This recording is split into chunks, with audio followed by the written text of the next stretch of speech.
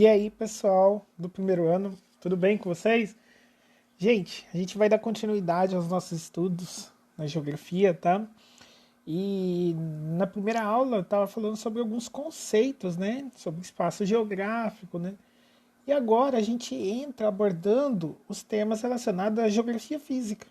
Então a gente vai começar a estudar as características físicas do nosso planeta, tá? Na apostila de vocês, ela aborda sobre a estrutura interna e as rochas. Então, hoje a aula vai falar um pouquinho sobre a estrutura interna do planeta Terra e as rochas, tá? Então, olha só, a gente vai estudar agora sobre a estrutura interna da Terra. E aí eu quero perguntar para vocês, já pararam para pensar como que o interior da Terra funciona? Como que ele afeta a superfície?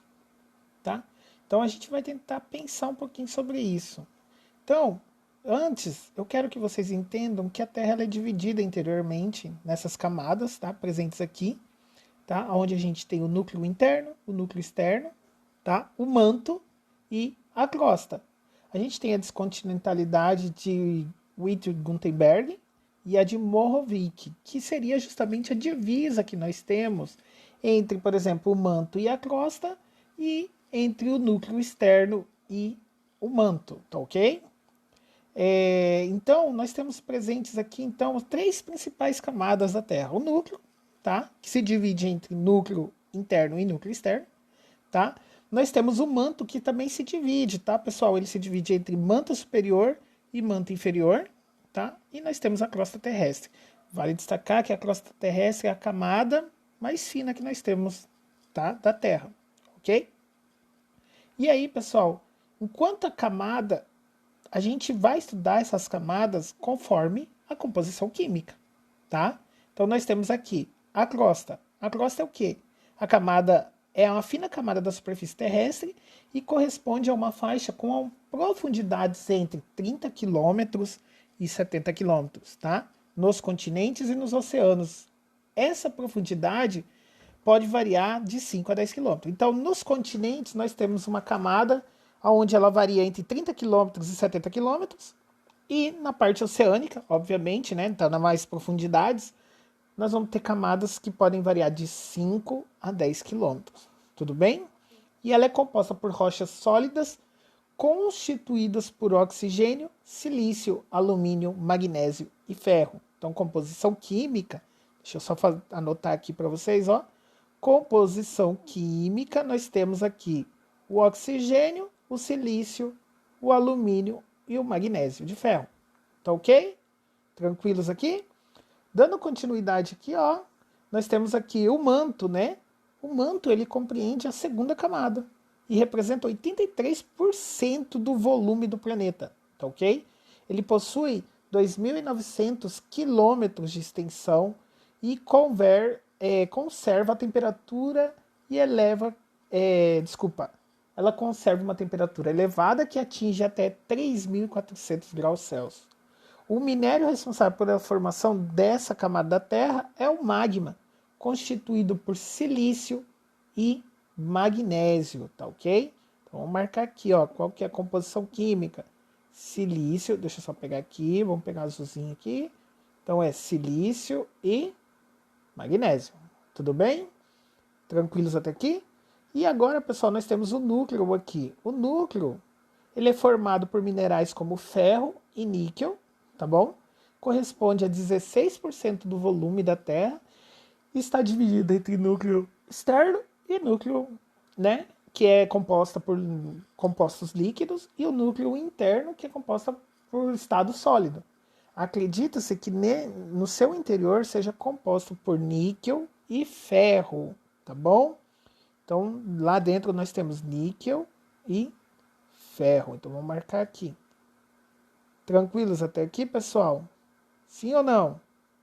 Se tiverem dúvidas, vocês vão anotando e depois vocês entram em contato comigo, tá ok?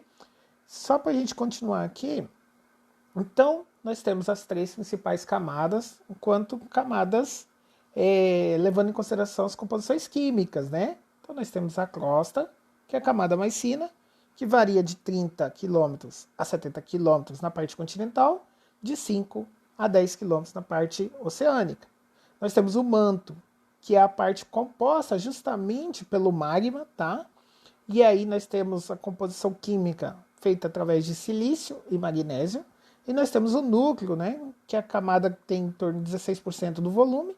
E ela é formada principalmente, tá? Por níquel e ferro, ok? Quanto aos minerais e rochas, pessoal, tomem cuidado com isso. A gente tem a mania de colocar minerais e rocha como algo que é a mesma coisa. E não é isso que ocorre, tá bom? Então a gente vai entender a definição do que é mineral e o que é rocha.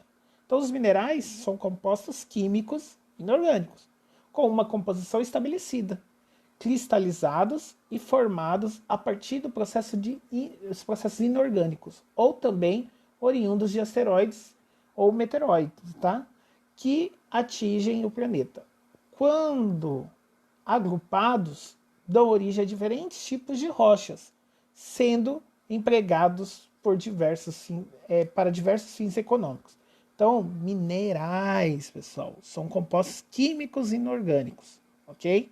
Compostos químicos e inorgânicos, ok? Agora, as rochas são formadas por um conjunto desses minerais sólidos, resultantes, em sua grande maioria, da união natural dos minerais. A Terra, a crosta terrestre, ela é formada por diversos tipos de rochas, sendo classificado de acordo com a sua origem. E aí a gente tem os tipos de rochas presentes, que é magmática, sedimentar e metamórfica, que a gente vai citar agora um pouquinho sobre eles, tá bom? Se tiverem dúvidas aí, pessoal, eu quero que vocês vão anotando, tá ok? Tranquilos? Então vamos lá, vamos continuar aqui. A respeito dos tipos de rochas, pessoal, nós temos presentes aqui, ó. Então a gente vai entender os tipos de rochas. Nós temos as rochas ígneas ou magmáticas, tá bom? Nós temos as rochas metamórficas e nós temos as rochas sedimentares, tá bom? A respeito das rochas ígneas ou magmáticas, né? Então eu quero que vocês entendam que elas são formadas a partir da solidificação do magma ou lava vulcânica. Então vamos pensar aqui, nós temos a lava, tá? E ela se solidifica. Se ela se solidifica, ela se torna uma rocha, tá? E essa rocha se chama rocha ígnea ou rocha magmática. E aí nós temos dois tipos de rochas ígneas, né? Ou dois tipos de rochas magmáticas, que são as extrusivas, tá? Ou vulcânicas, que são aquelas que surgem a partir do resfriamento do magma expelido para fora dos vulcões. Então, quando ela é expelida, o magma é expelido para fora da superfície e ele se solidifica, a gente chama de rocha extrusiva ou vulcânica, tá bom? A outro tipo de rocha ígnea é a rocha ígnea intrusiva ou plutônica, que são as rochas que elas acabam o magma se resfriando no interior da crosta. Então, a partir da hora que ela está se resfriando no interior da crosta, ela não chega na superfície e ela se solidifica ali no interior, a gente chama ela de plutônica ou intrusiva. Tá ok? Tranquilos? Só para citar alguns exemplos aqui, pessoal, sobre rochas ígneas, tá? Nós temos o basalto. O basalto é um tipo de rocha ígnea, tá bom? Nós temos aqui agora as rochas metamórficas, pessoal. Então vamos entender o que seria a rocha metamórfica. As rochas metamórficas são as rochas que surgem a partir dos tipos de rochas provenientes existentes da rocha-mãe, devido à decomposição das rochas durante o processo chamado de metamorfismo.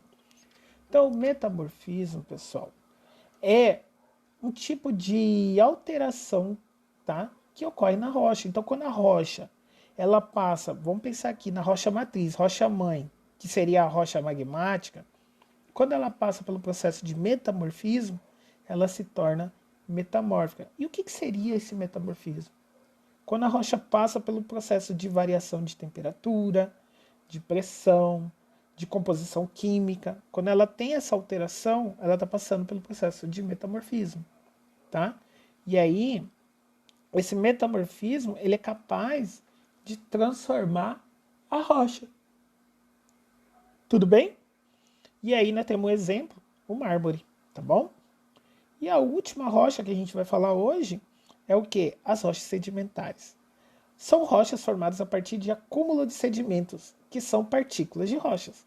Uma rocha pré-existente sofre com a ação de agentes externos ou exógenos de transformação do relevo, e aí desgastando-se e sedimentando-se em inúmeras partículas. Então eu quero que vocês entendam o seguinte: nós temos a rocha matriz, que geralmente é rocha magmática, ou a rocha propriamente metamórfica, que sofreu alteração.